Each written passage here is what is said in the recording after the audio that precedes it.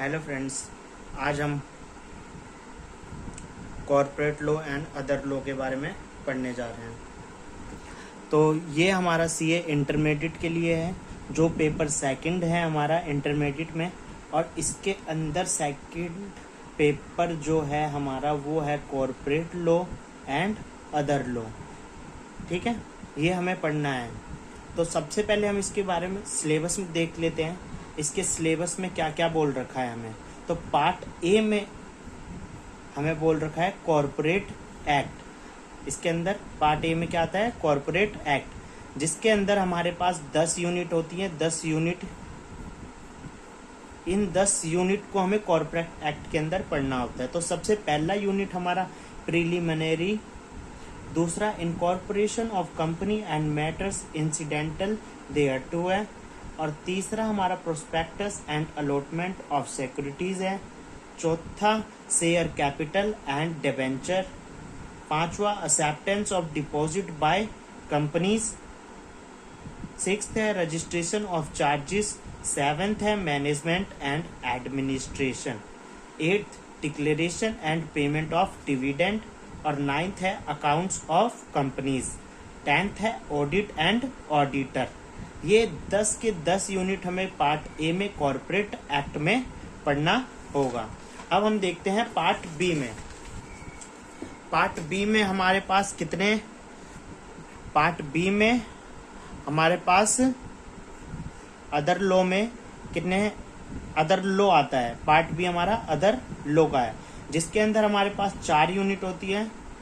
1, 2, 3, 4। सबसे पहली unit the Indian contract act 1872, और दूसरी यूनिट होती है हमारी बेलमेंट, दूसरी होती है नेगोशिएबल इंस्ट्रूमेंट एक्ट 1881, और थर्ड है द जनरल क्लोजेस एक्ट 1897, और फोर्थ है इंटरप्रिटेशन ऑफ स्टैचूज।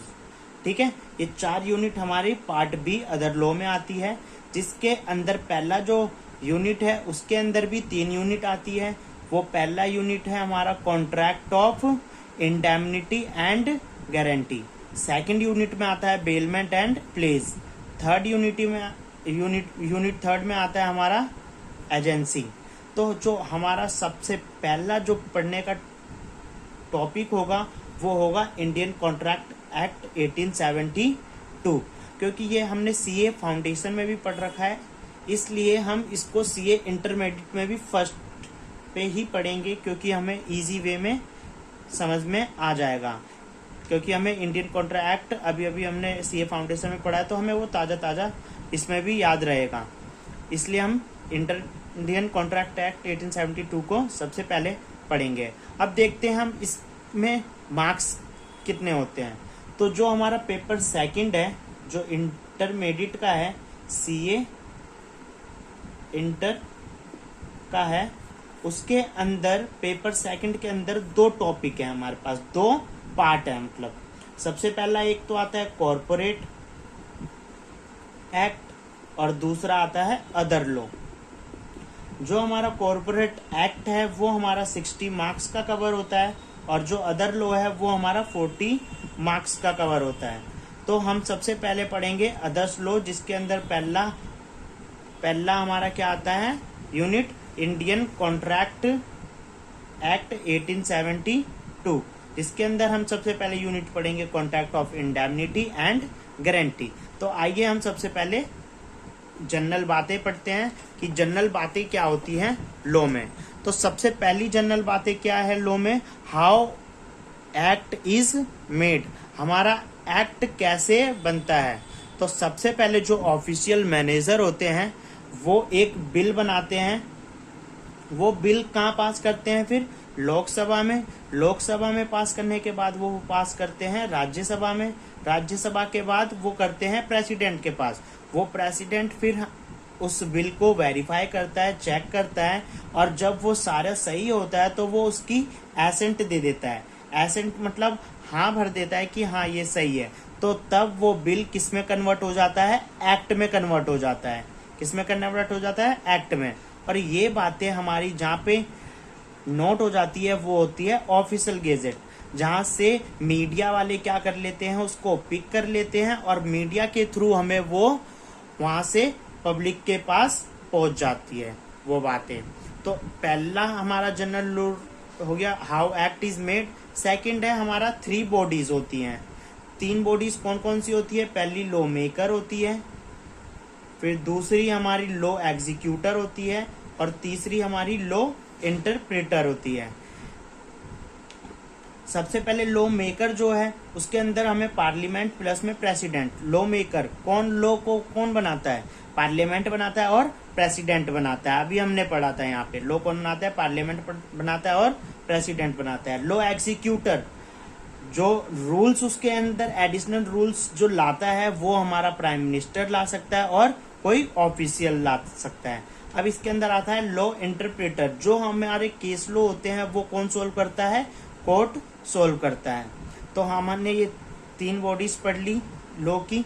और अब देखते हैं लॉ किससे बनता है। लॉ इज इक्वल टू में एक्ट प्लस में रूल्स प्लस में केस लॉ। एक्ट उसमें हम रूल जो एडिशनल रूल लाते हैं वो, और जो कोर्ट के द्वारा केस लॉ सोल्व होती है उससे मिलके हमारा ये क्या बन जाता है? एक लॉ बन जाता है। तो अब हम पढ़ेंगे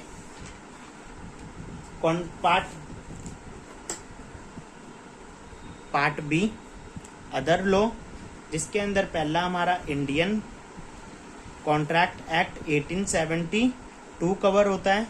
उसके अंदर टॉपिक पहला है contract of indemnity and guarantee. तो सबसे पहले हम पढ़ेंगे कॉन्ट्रैक्ट ऑफ इंडेमनिटी, फिर पढ़ेंगे गारंटी। तो सबसे पहले पढ़ते हैं कॉन्ट्रैक्ट ऑफ इंडेमनिटी। इसका सेक्शन 124 है। क्या है? 124। इसको माइंड में याद रखे रहना है जिससे कि हम आंसर लिखते समय इसको इजीली लिख पाए। तो सबसे पहले हमें क्या करना है? हमें इसको नॉर्मली रीड करना है। सबसे पहले रीड करेंगे, फिर एग्जाम्पल के थ्रू हम इसको समझेंगे। तो कॉन्ट्रैक्ट ऑफ इंडेमनिटी में क्या, पहले इसकी मीनिंग पढ़ लेते हैं। व्हेन वन पार्टी, जो कि क्या कहलाती है? इंडेमनीफायर कहलाती है, वो प्रॉमिस करती है टू अनदर पर्सन से, जो अनदर पर्सन होता है उसको हम बोलते हैं इंडेमनीफाइड। किसके लिए प्रॉमिस करती है? To compensate the loss, compensate करेगा लॉस को occur due to promisor, promisor के वजह से जो लॉस होता है वो himself and any other person, और किसी और पर्सन के थ्रू क्या होता है? लॉस होता है, तो उसको क्या करेगा? कंपनसेट करेगा। तो अब इसके अंदर एक पॉइंट और आता है इंडेमनिटी होल्डर। इंडेमनिटी होल्डर कौन होता है? Is the person who is protected against the loss. जो लॉस से क्या रहता है? प्रोटेक्ट रहता है, उसको हम क्या बोलते हैं? Indemnity holder. अब यहाँ पे मैंने एक एग्जाम्पल लिख रखा है। अब इसको ना पढ़ के हम सबसे पहले एक एग्जाम्पल को देखते हैं।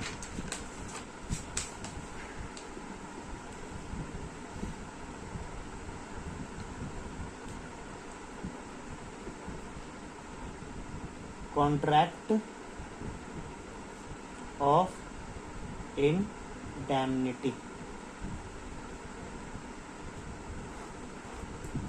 अब इसका एग्जाम्पल देखेंगे हम।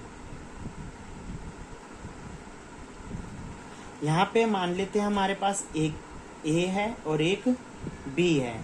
ए के पास क्या है? इंश्योरेंस कंपनी है। ए के पास क्या है? एक इंश्योरेंस कंपनी है। ठीक है। ए बी से बोलता है कि अपने घर का क्या करवा लो? इंश्योरेंस करवा लो, इंश्योरेंस करवा लो, जिससे कि जो तुम्हारे घर को मेरे द्वारा या किसी और के द्वारा लॉस होता है वो कौन कंपनसेट करेगा? ये करेगा, ए करेगा, कंपनसेट करेगा। कौन? ए करेगा। ठीक है, ठीक है। अब ए कंपनसेट क्यों करेगा बी के घर का? क्योंकि उसको इन रिटर्न में क्या मिल रहा है? इन रिटर्न में ए को प्रीमियम मिल रहा है। क्या मिल रहा है, प्रीमियम मिल रहा है। इसके कारण ए बी के घर की क्या कर सकेगा, कंपनसेट करेगा लॉस का। ठीक है, इसी को हम कॉन्ट्रैक्ट ऑफ इंडेमनिटी कहते हैं कि ए ने बी को इंडेमनीफाई करा, किसके अगेंस्ट करा, लॉस के अगेंस्ट इंडेमनीफाई करा कि कोई भी अगर उसके घर पे दिक्कत आता है या लॉस आती है या ये घर जल जाता है तो कौन कंपनसेट करेगा, वो लॉस ए करेगा। क्यों करेगा, क्योंकि बी की तरफ से उसके पास क्या जा रहा है, प्रीमियम जा रहा है।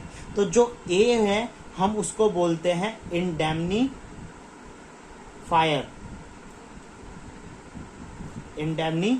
बोलते हैं, और बी को बोलते हैं हम इंडेमनीफाइड। और क्या बोल सकते हैं हम बी को, इंडेमनिटी होल्डर। क्या बोलेंगे, इंडेमनिटी होल्डर। ये हमारा एग्जाम्पल था कॉन्ट्रैक्ट ऑफ इंडेमनिटी का। ये समझ में आ गया तो हम आगे बढ़ते हैं। अब आगे के अंदर क्या आता है वो देखते हैं। तो सबसे पहले अब हमारे पास हमने पढ़ लिया टॉपिक 1 के अंदर क्या, कॉन्ट्रैक्ट ऑफ इंडेमनिटी की मीनिंग और एग्जाम्पल। अब पढ़ते हैं हम उसके एसेंशियल। उसके एसेंशियल क्या क्या है कॉन्ट्रैक्ट ऑफ इंडेमनिटी के। तो सबसे पहले जो वैलिड कॉन्ट्रैक्ट के लिए जो एसेंशियल एलिमेंट्स थे वो सारे वहां पे होने चाहिए। दूसरा, ये कंटीजेंट कॉन्ट्रैक्ट हो गया, काइंड ऑफ कंटीजेंट कॉन्ट्रैक्ट हो गया। कंटीजेंट कॉन्ट्रैक्ट क्यों हो गया, अगर उसके घर को क्या होगा, लॉस होगा, तब इंडेमनीफायर क्या करेगा, कंपनसेट करेगा। तो ये काइंड ऑफ कंटीजेंट कॉन्ट्रैक्ट हो गया। इसके अंदर फायर इंश्योरेंस और मैरीन इंश्योरेंस क्या होता है, कवर्ड होता है। ठीक है, इस एक्ट के अंदर। लेकिन life insurance not covered under this act. इस एक्ट के अंदर लाइफ इंश्योरेंस कवर्ड नहीं होता। अब चौथी पॉइंट क्या है, टू कंपनसेट करने के लिए लॉस होना जरूरी है। ठीक है, फिर fifth, act of God is not covered. इसके अंदर अगर कोई भी सुपरविनिंग इम्पॉसिबिलिटी के उस पे हो जाता है, एक्ट ऑफ गॉड हो जाता है उस कॉन्ट्रैक्ट के अंदर, तो वो नॉट कवर्ड होता है। ठीक है, ये हमारे हो गए essential of contract of indemnity. अब इसके अंदर पढ़ेंगे हम essential rights of indemnity holder. Indemnity holder पे क्या क्या राइट्स हैं वो पढ़ेंगे। किसके अगेंस्ट, इंडेमनीफायर के अगेंस्ट क्या क्या इंडेमनिटी होल्डर पे राइट्स हैं। तो ये हमारा सेक्शन 125 में डिफाइन किया गया है द इंडियन कॉन्ट्रैक्ट 1872 के अंदर। तो सबसे पहला हमारा क्या आ गया, राइट टू रिकवर डैमेजेस। हम क्या कर सकते हैं, इंडेमनिटी होल्डर के पास क्या राइट है, वो डैमेजेस को क्या कर रहे हैं, रिकवर कर सकता है। और फिर क्या होता है, right to recover cost of suit. अगर इंडेमनिटी होल्डर को पता है कि उसका घर उसने जलाया है तो वो क्या करेगा, इंडेमनीफायर के नॉलेज में डाल के, ये बात डाल के कि मैं उसके ऊपर केस कर रहा हूं और उस केस से जो मेरे को जो कॉस्ट है उस सूट पे वो तुम दोगे, तो वो क्या कर सकता है, इंडेमनिटी होल्डर, उसका राइट है वो रिकवर कर सकता है। लेकिन उसको सबसे पहले किसको बताना पड़ेगा, इंडेमनीफायर को बताना पड़ेगा। और फिर हमारा तीसरा क्या आता है, right to recover compromise of suit. अगर कॉम्प्रोमाइज अगर हो जाता है कॉम्प्रोमाइज ऑफ सूट का, तो वो भी उससे क्या कर सकता है, रिकवर कर सकता है। ठीक है, और वो क्यों, वो इंडेमनीफायर क्यों उसको ये कंपनसेट कर रहा है, क्योंकि पूरी अमाउंट ना देने के वजह से वो क्या कर रहे हैं, कॉम्प्रोमाइज कर रहे हैं, तो वो क्या करेगा, इंडेमनीफायर उसको कंपनसेट करेगा। ठीक है, तो इसके अंदर ये जो दो पॉइंट है इसके अंदर लिखा गया है, प्रोवाइडेड इंडेमनीफाइड ऑथराइजेस। इंडेमनीफायर की क्या होती है, इंडेमनीफायर की ऑथराइजेशन होनी चाहिए। इंडेमनीफायर डिड नॉट कॉन्ट्राविन, मतलब जब तक उसकी ऑथराइजेशन नहीं आती तो इंडेमनीफाई को उसके विपरीत कुछ नहीं करना होता। कॉन्ट्रावीन का मतलब होता है उसके विपरीत, अपोजिट।